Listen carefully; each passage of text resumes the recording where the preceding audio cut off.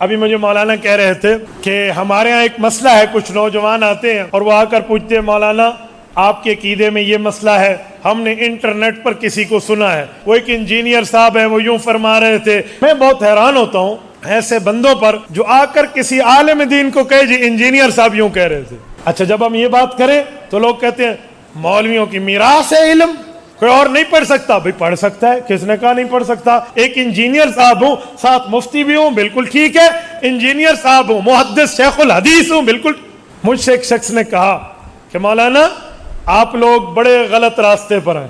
میں نے کہا کیوں؟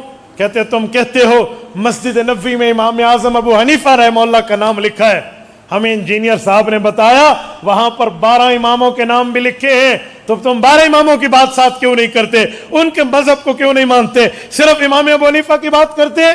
جو بندہ ان کی چینل پہ جا کے باتوں کو سنے، سب سے پہلے ایک کلپ وہ ضرور سنتا ہے۔ وہ کہتے ہیں دیوبندی مولوی اشرف علی تھانوی نے اپنے نام کا کلمہ پڑھوایا تھا اپنے مریدوں کو۔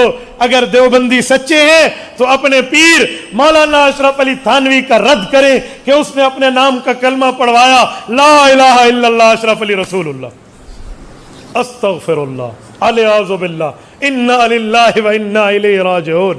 اسی انجینئر کا ایک چیلا ایک دن مجھے گفتگو میں بات آ گئی، میرے پاس آ گئے، میں نے کہا جی آ جائیں۔ آ گئے وہ، مولانا ایک بات کہوں؟ میں نے کہا بڑے شوق سے۔ حضرت معاویہ کے دور میں ممبروں پر حضرت علی کو گالیاں دی جاتی تھی، آپ حضرت معاویہ کو رضی اللہ، حضرت علی کو بھی رضی اللہ، سچ بتاؤ۔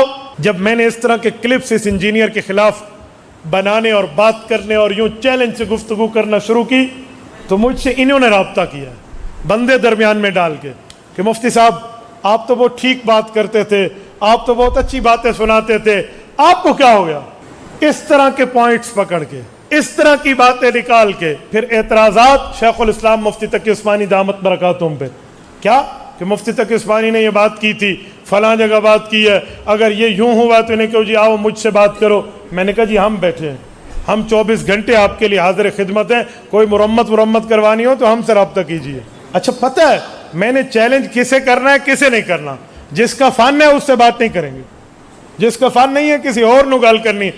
احادیث نبویہ پر اعتراض، اور پھر کیا امام اعظم ابو حنیفہ سے امام بخاری کا تقابل کریں گے، اور عوام یہ سمجھے گی کہ امام بخاری رحمہ اللہ نے حدیث بتائی ہے اور امام حنیفہ نے مسئلہ بتایا ہے، لہٰذا امام بخاری کی بات ٹھیک ہے، امام حنیفہ کی نعوذ باللہ غلط ہے۔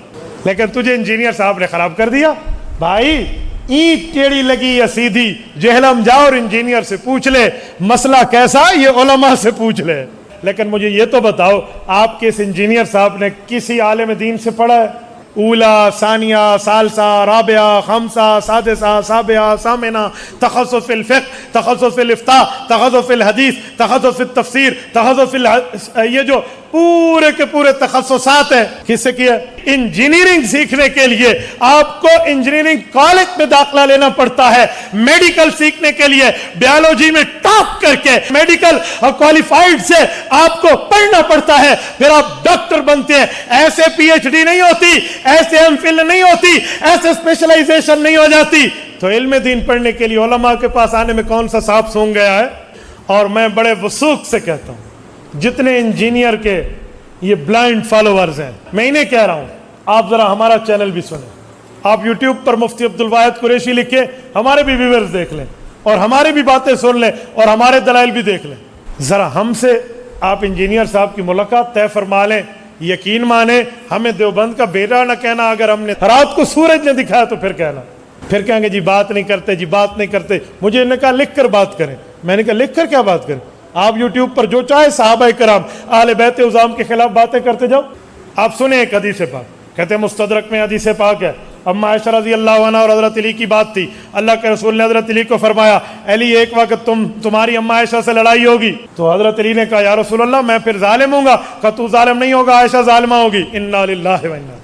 اگر یہ لفظ حدیث کی کتب میں مل جائے کہ عائشہ ظالمہ ہوگی، خدا کی قسم میں پگڑی اٹھا کر اس کی جولی میں رکھ کے اس کی شاگرد اختیار کروں گا۔ اور میں بہت حیران ہوتا ہوں کہ ان کے بیانات کو ربوے ٹی وی والے چلاتے، کیوں چلاتے ہیں؟